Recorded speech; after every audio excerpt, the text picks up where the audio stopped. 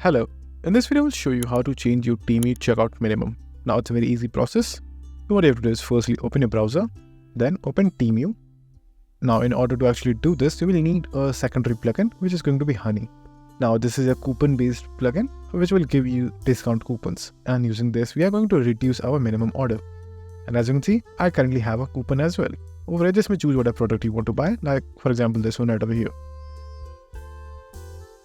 So choose the size, choose the quantity, then add to cart. Now once it is at the cart, you will find this Honey option right over here. So as you can see, it is giving us a little bit of discount, thus reducing our minimum price. So go to the checkout section.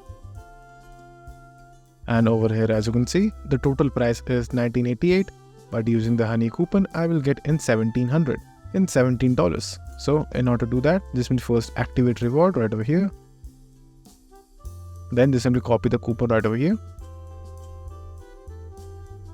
And then while checkout, just simply enter the code and your minimum order value will be decreased. So that's it. And if this video was helpful, please consider subscribing and liking the video.